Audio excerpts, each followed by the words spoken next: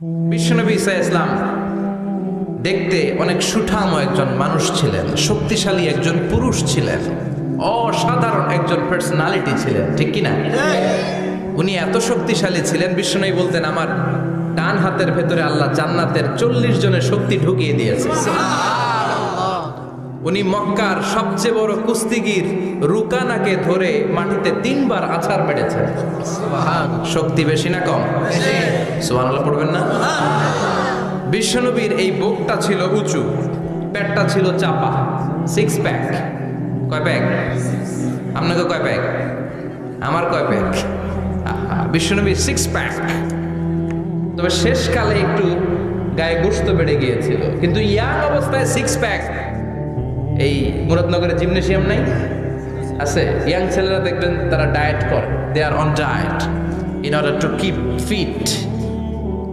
Fit, always fit থাকবা মিয়া। যৌবনকে ধরে রাখতে হবে, ঠিক কিনা? কারণ যুবকরা যদি ভালো পথে চলে, ভালো থাকবে বাংলাদেশ। যুবক যদি পথ হারায়, হায় হায় করবে বাংলাদেশ, ঠিক কিনা? যুবকদের মধ্যে আছে প্রাণ ঢালা শক্তি আর উচ্ছ্বাস, তাদের গায়ের রক্ত গরম, তারা চাইলে অনেক কিছু করতে পারে। এই যে কিছুদিন আগে কোটা বিরোধী আন্দোলন হলো, নিরাপদ সড়ক চাই আন্দোলন হয়েছে না? আমি অবাক হয়েছে, আমি মালয়েশিয়াতে ছিলাম, ছোট্ট ছোট্ট ছেলে মেয়েরা কেমন করে রাস্তায় চলতে হয়, দুঃখজনক হলেও সত্যি আমাদের পুলিশ পোশাকি বাহিনী করে দেখাইতে পারে নাই। ছোট্ট ছোট্ট শিশুরা আমাদেরকে লজ্জিত করেছে, চিৎকার করে বলেন ঠিক কিনা? কিন্তু এত সুন্দর ইনিশিয়েটিভ নেয়ার পরে আমাদের পক্ষ থেকে যে আচরণ পাওয়ার কথা ছিল, এটা তারা পায় নাই। কথা বলেন। কিছুদিন আগে নোয়াখালী বিজ্ঞান ও প্রযুক্তি বিশ্ববিদ্যালয়ে আমি দেখে অবাক, সেখানকার যুবকরা ইনিশিয়েটিভ নিয়েছে যে হাজার হাজার ছেলে মেয়েরা ভর্তি পরীক্ষা দিতে আসবে, এদেরকে আমরা ফ্রিতে খাওয়াবো, ফ্রিতে থাকতে দেব। নোয়াখালী করে গালি দিয়েন না, আগে আগমত করে দেখা। অসাধারণ কাজ করেছে, গোটা বিশ্ব দেখেছে, ঠিক কিনা? কুমিল্লার সন্তানরাও পারে, চট্টগ্রামের ছেলেরাও পারে, বরিশালের ছেলেরাও পারে। যুবকদেরকে শুধু এক হতে দেয়া দরকার। যুবকরা যদি এক হতে পারে, তাহলে সমাজে আর কোনো অন্যায় অনাচার থাকতে পারে না। বিশ্বনবী যখন যুবক একটা সংগঠন করেছিলেন, নাম হালাফুল ফুদুল করেছিলেন। ওনার বয়সের 15-20 বছরের সবাইকে এক প্ল্যাটফর্মে নিয়ে এসেছেন, হাতে হাত রেখে শপথ করেছেন, দে টুক অ্যান ওথ, কোনো টেন্ডারবাজি চলবে না, চাঁদাবাজি চলবে না, মাস্তানি চলবে না, ইফটিজিং চলবে না, মেয়েদের অন্য ধরে টানাটানি চলবে না, খাদ্যে ভেজাল চলবে না, ওজনে কম চলবে না। অন্যায়গুলো সমাজ থেকে দূর করে দিতে হবে, চিৎকার করে বলেন ঠিক কিনা? এজন্য যুবকরা যদি ইসলাম মানে, ভালো থাকবে বাংলাদেশ। যুবকরা যদি কোরআন মানে, নিরাপদে থাকবে আমার লাল সবুজের পতাকা। এজন্য যুবকদেরকে সংঘবদ্ধ হতে হবে। যুবকদের জন্য ইসলাম প্র্যাকটিস করার সুযোগ আমাদের জন্য বাড়াইতে হবে। এজন্য যুবক ভাইয়েরা অলওয়েজ কিপ ফিট থাকবা, এক্সারসাইজ করবা, খেলাধুলা করবা, জিমনেশিয়ামে যাবা। কারণ আল মুমিন আল কাবি খায়রুম মিনাল মুমিন আদ দাঈফ। বিশ্বনবী বলেছেন, শক্তিশালী মুমিন দুর্বল মুমিনের চাইতে আল্লাহর কাছে অনেক বেশি প্রিয়। সুবহানাল্লাহ। কারণ আমরা যারা দুর্বল, জিহাদের ময়দানে আমরা এক দৌড় দিয়া বেহুশ, ঠিক কিনা? এই যে 71 সালে পাক হানাদার বাহিনীদের সাথে যুদ্ধ করছে কি বুড়া মানুষেরা? না, আমার দামাল ছেলেরা, যুবক ভাইয়েরা। বিশ্বনবী সাল্লাল্লাহু আলাইহি ওয়াসাল্লাম অলওয়েজ ফিট থাকতেন। আমরা শুনছিলাম উনি দেখতে কেমন ছিলেন? 6 প্যাক ছিলেন। কি ছিলেন? 6 প্যাক বুঝেন তো?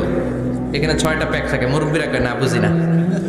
আচ্ছা, 6টা প্যাক মানে খুবই স্ট্রং ছিলেন। সুবহানাল্লাহ পড়েন।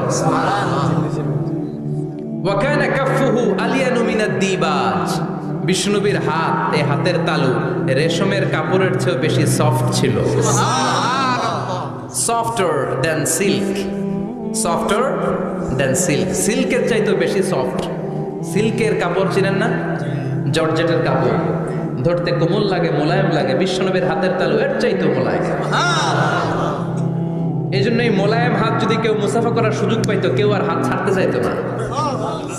আর বিশ্বনবীর অভ্যাস ছিলেন, বিশ্বনবী কারোর সাথে মুসাফা করলে, যার সাথে মুসাফা করেছেন উনি হাত টেনে না নিলে বিশ্বনবী ওনার হাত টেনে নিতেন না। আল্লাহু আকবার পড়বেন না? কি অসাধারণ ব্যক্তিত্ব ছিল, হাতের তালু ছিল সফটার দেন সিল্ক। ওয়াকানা রাবাআতাম মিনাল কওম লাইসা বিত-তাবিল ওয়ালা বিল কাসীর। বিশ্বনবী দেখতে একজন মাঝারি গড়নের লোক ছিলেন, খুব লম্বাও না খুব খাটোও না। খুব বেশি লম্বাদেরকে ভালো লাগে? কথা বলেন। তাকে দেখে গেলে টুপি পরে যাওয়ার সম্ভাবনা আছে। খুব খাটো যারা, এদেরকেও কিন্তু দেখতে অতটা ভালো লাগে না। বিশ্বনবী ছিলেন ব্যালেন্সড, মাঝারি ধরনের, লাইসা বিত-তাবিল ওয়ালা বিল কাসীর। কিভাবে আল্লাহ চুজ করেছেন ওনার পেয়ারা হাবিবকে, পড়েন সুবহানাল্লাহ। ওয়া কানা আযহারাল লাউন, ফর্সা রঙের মানুষ ছিলেন, ব্রাইট কালার। কি কালার? Bright colour. সিভি যারা লিখেন কারিকুলাম ভিটা, ওইখানে স্কিন কালার লিখতে হয়। আপনি কি ফর্সা না কালো? কালো হলে ব্ল্যাক কালার, ফর্সা হলে ব্রাইট কালার। বিশ্বনবী ছিল ব্রাইট কালার, ফর্সা রঙের মানুষ। কতটা সুন্দর ছিলেন! অনেকে বলে সাইয়েদানা ইউসুফ আলাইহিস সালাম বেশি সুন্দর। না না, বিশ্বনবী সাইয়েদানা ইউসুফ আলাইহিস সালামের চেয়ে অনেক গুণ বেশি সুন্দর ছিলেন। বিশ্বনবী বলতেন আনা মালিহুন ওয়া আখি ইউসুফু সাবিহুন। আমি বিশ্বনবী মালিহ। আলেম যারা আছেন উত্তর দেন আরবিতে। মিলহুন মানে কি? লবণ। তার মানে মালিহ মানে লাবণ্যময়। বিশ্বনবী লাবণ্যময় সুন্দর ছিলেন, আর ইউসুফ আলাইহিস সালাম সাদা সুন্দর ছিলেন। এদিকে লাবণ্যময়, এদিকে সাদা, কোনটা ভাল লাগবে? কথা কন। তার মানে বিশ্বনবীর গায়ের স্কিন ছিল ব্রাইট কালার, ফর্সা রঙের মানুষ ছিলেন, মাঝারি সাইজের মানুষ ছিলেন, সিক্স প্যাকের মানুষ ছিলেন। ওয়াকুবিদা ওয়ালাইসা ফি রাসিহি ওয়া লিহিয়াতিহি 20 শাআরা বাইদা। ইন্তেকালের আগে দাড়ি আর চুল মিলে 20টা দাড়ি চুলের বেশি পাকে নাই। সুবহানাল্লাহ পড়বেন না? দাড়ি আর চুল মিলে মোট পাকছিল কয়টা? অনেকে বলে হুজুর স্বপ্নের ব্যাখ্যা দেন। কি স্বপ্ন দেখেছেন? তিনি বললেন আমি স্বপ্নে দেখেছি একজন লোক আল্লাহ রাসূলের কবর থেকে উঠে এসেছে। তাই নাকি? উনি জানতে চাচ্ছে যে এটা আল্লাহ রাসূল কিনা। আমি বললাম চেহারা কেমন দেখেছেন? বলে হুজুর আমি দেখলাম ধবধবে সাদা দাড়ি, ধবধবে সাদা চুল। তার মানে উনি কি আল্লাহ রাসূলকে দেখেছে? না, আল্লাহ রাসূলের ধবধবে সাদা চুল ছিল না, ধবধবে সাদা দাড়ি ছিল না। ইন্তেকালের আগে দাড়ি আর চুল মিলে পাকছিল কয়টা? কোম্পানিগঞ্জের ভাইয়েরা মনে থাকবে? দাড়ি আর চুল মিলে পেকেছিল কয়টা? কেমন করে পাকবে? উনি তো জাইতুনের তেল মালিশ করতেন। সুবহানাল্লাহ। এজন্য আল্লাহ কসম করে বললেন ওয়াত্তিনি ওয়াজ-জাইতুনি ওয়া তুরি সিনিন ওয়া হাদাল বালাদিল আমিন। তিন ফলের কসম, জাইতুনের কসম। এই তিন জাইতুন যারা খাবে তাদের দাড়ি চুল সহজে পাকবে না। জাইতুন চিনেন? Olive oil. জলপাই আছে না? আরব দেশের জলপাইকে বলে জাইতুন। তাম্বুতু বিদ্দিহিনি ওয়া সিবগিল লিল আকিলিন। এটার অনেক কাজ। এটা খাওয়া যায়, মালিশ করা যায়, আবার এই জাইতুনের ডাল ভেঙে মেসওয়াকও করা যায়। বলেন ঠিক কিনা? বিশ্বনবী বলতেন নি'মা সিওয়াকিয়া জাইতুন। জাইতুনের ডালের মেসওয়াক কতই না চমৎকার মেসওয়াক। ফাইন্নাহা সিওয়াকি ওয়া সিওয়াকুল আমবিয়া মিন ক্বাবলি। কেননা জাইতুনের ডাল আমার মেসওয়াক, আর আমার আগে যত নবী দুনিয়া এসেছে সব নবীরা জাইতুনের ডাল দিয়ে মেসওয়াক করেছে। সুবহানাল্লাহ। এই জাইতুনের তেল আপনারা বাজারে পাবেন। অলিভ অয়েল বলে জিজ্ঞেস করলেই দিয়ে দিবে। কি অয়েল? এটা দাড়িতে মাখলে দাড়ি পাকে না, দেরিতে পাকে। চামড়ায় লাগালে ম্যাসেজ করলে চামড়ার ভাঁজগুলো পড়বে না, আপনার স্কিন সুন্দর থাকবে। বিশ্বনবী এটা মাখতেন। এজন্য দাড়ি আর চুল তেমন একটা পাকে নাই। আওয়াজ করে পড়তে হবে আল্লাহু আকবার। তুলুশ শাআর ইলা শাহমাতাইল উযুন। এবার শুনি বিশ্বনবীর চুল কেমন ছিল। বিশ্বনবীর চুল মাঝে মাঝে এই কানের লতি বরাবর আসতো। ইলা শাহমাতাইল উযুন মানে বড় চুল রাখতেন। হেয়ার কাটটা ছিল লং হেয়ার কাট। মাঝে মাঝে কানের লতির মাঝামাঝি, আর কখনো কখনো কাঁধ বরাবর। ইলাল মানকিবাইন, তিন সিস্টেমে রাখতেন। কানের মাঝ, কানের লতি, কাঁধ বরাবর। ইয়াংরা মহা খুশি যে বড় চুল রাখার দলিল পাইছে। সুন্নতের নিয়তে রাখতে হবে, একটা ভদ্র কাটিং হইতে হবে। আর ইউনিভার্সিটি আর স্কুলের স্টুডেন্ট হলে ইউনিভার্সিটির ড্রেস কোড, হেয়ার কাট মেনে চলতে হবে, ঠিক কিনা? আর সুন্নাতের নিয়তে যদি রাখতে চাও একটা ভদ্রতা থাকতে হবে, একটা সৌন্দর্য থাকতে হবে। ইদানিং অনেক ছেলেরা খুব অদ্ভুত কাটিং দেয়। এই হেয়ার কাটগুলো নিষিদ্ধ। একটা হেয়ার কাট আছে কাজা, নাহা রাসূলুল্লাহি আনিল কাজা। বিশ্বনবী কাজাহ কাটিং দিতে নিষেধ করেছেন। কাজাহ মানে চুলের কিছু অংশ ট্রিম করে চামড়ার সাথে লাগানো, কিছু অংশ বড় বড় এরকম আছে না নাই? এটারে আমি বলি ঘোড়া কাটিং। কি কাটিং? ঘোড়া কাটিং। ঘোড়ার মাথায় এরকম লম্বা চুল আছে না নাই? কেউ যদি এখানে থেকে থাকো মাইন্ড করো না, নেক্সট ডে আর এই হেয়ার কাট নিবা না, ঠিক কি না? রাজি আছি তো? আমার যুবকরা পছন্দ করে বেশি, আমিও পছন্দ করি ওদেরকে খুব বেশি। ওরা আমার কথা বুঝে বেশি, আমিও ওদের হৃদয়ের কথা বুঝি বেশি, এজন্য এগুলো ভালোবেসে বলি। যদি কেউ নিয়ে থাকো এই নিষিদ্ধ হেয়ার কাট, সামনে আর নিবা না। ইনশাআল্লাহ পড়ো, আর জোরে ইনশাআল্লাহ। ওয়া কানা ইউফাররিকু বাইনা শা'রি, চুলের মাঝখানে বিষ্ণুনবী সিঁথি করতেন। আপনারা কাজী নজরুল ইসলামের ছবি দেখেছেন? দেখবেন যে উনি মাঝখানে সিঁথি করতেন। বিষ্ণুনবী এভাবে মাঝখানে সিঁথি করে সিঁথির মাঝখানে আতর ঢেলে দিতেন। কেন ঢেলে দিতেন? যেখানেই সেজদা দিতেন ওই জায়গায় আতরের ঘ্রাণে আমোদ হয়ে যেত। আরিদুস সদর, বুকটা ছিল প্রশস্ত। ওয়া কানা বাইনা কাতিফাইহি খাতামুন নবুওয়া, আর পিঠের মধ্যে কাজিররিল হাজালা, কবুতরের ডিমের মতো একটা মাহরুন নবুওয়া ছিল। উনি যে শেষ নবী, উনি যে প্রফেট, দ্য লাস্ট মেসেঞ্জার, এটা প্রমাণ আল্লাহ সিল মেরা দিছে। বাম দিকের কাঁধে, ডান দিকে না, কোন দিকে? সাহাবারা যারা এটা দেখেছেন তারা বলেছেন যে আমরা দেখেছি এর মধ্যে কিছু চুলও ছিল, একটু লালচে ছিল, একটু উঁচু ছিল। একদিন বিশ্বনবী বললেন, বান্দার কোনো হক আল্লাহ কোনোদিন ছেড়ে দেয় না। আল্লাহর হক আল্লাহ মাফ করে, বান্দার হকের মাফ নাই। যদিও আমি নবী, আমার উপর যদি কোনো হক থাকে বলো, আমি দিয়ে দেব। কোনো সাহাবী দাঁড়ায় না। এক সাহাবী দাঁড়িয়ে বললেন, নবী, যুদ্ধের ময়দানে চাবুক চালানোর সময়, লাঠি চালানোর সময় এক কাফেরকে মারতে যেয়ে আপনার লাঠির বাড়ি আমার পিঠের মধ্যে পড়েছে। আপনি যেহেতু এই কেসাসটা আদায় করতে চান, আপনার পিঠে আমি লাঠির বাড়ি মেরে এটারে শোধবোধ করে দিতে চাই। সাইয়েদনা ওমরে ফারুক হাতের জামা এরকম পড়তে শুরু করছে, আয় এদিকে আয়, তোরে শোধবোধ করাই। বিশ্বনবী বললেন, ওমর রাখো, এটা বান্দার হক, মিটাতে দাও। বিশ্বনবী বললেন, আসো, তুমি এসে আমার পিঠে লাঠি দিয়ে চাবুক দিয়ে বাড়ি মারো। সাহাবী বলে, ও নবী, তখন দুর্ভিক্ষের সময়ের যুদ্ধ ছিল, আমাদের গায়ে জামা ছিল না। যখন আপনি আমার চাবুকটা পিঠের মধ্যে মেরেছেন, আমার পিঠে তখন জামা ছিল না। আপনি যদি যথা নিয়মে কেসাসটা আদায় করতে চান, আপনার জামাটা খুলেন, খালি পিঠের মধ্যে বাড়িটা মারেন। এবার ওমরে ফারুককে ধরে কে?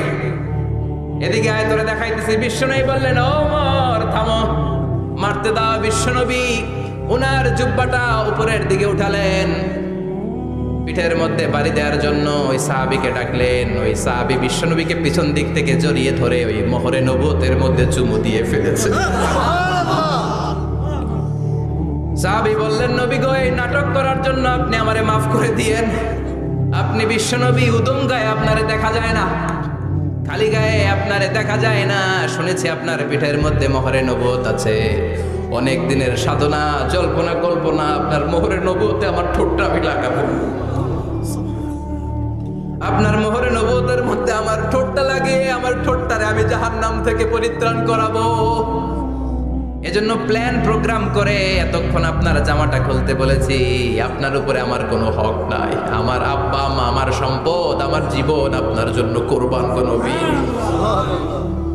বিশ্বনবীর পিঠে বাম দিকে খাতামুন নবুওয়া ছিল, মাহরে নবুওয়া। কোন বর্ণনা এসেছে উনি এই মাহরে নবুওয়া দিয়ে পিছন দিকে দেখতেন।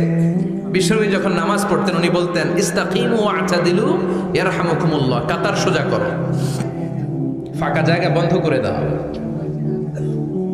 কারণ আমি সামনে যেমনি দেখি পেছনেও তেমনি দেখি।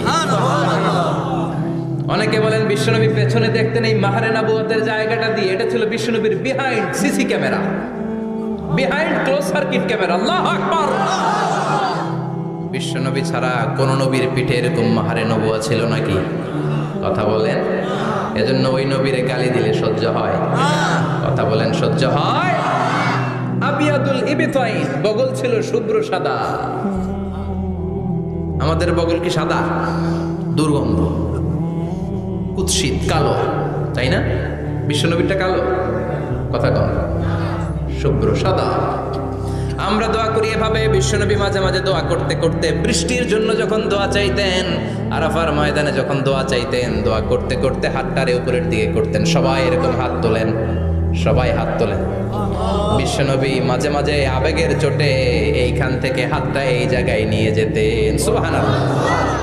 বিশ্বনবী যখন হাত আবেগের চোটে উপরের দিকে উঠাতেন, বিশ্বনবীর বগল দেখা যেত। সাহাবারা বলতেন হাত্তা ইউরা বায়াদু ইবিতাইহি, এই সুযোগে আমরা দেখতাম ওনার বগলটা ধবধবে সাদা, কোনো দাগ ছিল না। মুস্তাওয়াল জাবিন, প্রশস্ত ললাট ছিল। আসাম্মুল আনফ, খাড়া নাক ছিল। বিশ্বনবীর নাক কিন্তু বোচা ছিল না। এরকম চারটা নাকরে আপনারা কোম্পানিগঞ্জে কি বলেন? চাকমা, কি নাক? হ্যাঁ, বুসা, নাক বুসা বা বোচা। বিশ্বনবীর নাক এই চাকমা স্টাইলে নাক ছিল না, খাড়া ছিল, খাড়া নাক ছিল। সুবহানাল্লাহ পড়ো। মুফাল্লিজুল আসনান, দাঁতগুলো ছিল পরিপাটি। বিশ্বনবীর দাঁতের দিকে তাকালে, বিশ্বনবীর হাসির দিকে তাকালে মনে হতো হাসিতে যেন মুক্তা ঝরে। বিশ্বনবী দেখতে কেমন ছিল আন্দাজ পাচ্ছেন না মোটামুটি? এই চমৎকার দেহটা নিয়ে যখন আতেন, বিশ্বনবী জোস জোস পোজ দিতেন না। এখনকার ছেলেপেলেরা বলে আয়নার সামনে দাঁড়াইয়া দেই জোস জোস পোজ, আচ্ছা না নাই? বিশ্বনবী জোস জোস পোজ দিতেন না। বিশ্বনবী আয়নার সামনে দাঁড়িয়ে বলতেন আল্লাহুম্মা হাসানতা খালকি ফাহসিন খুলুকি, ও আল্লাহ আমার চেহারাটা যেমনি আপনি সুন্দর বানিয়েছেন, আমার হৃদয়টারেও সুন্দর করে দেন।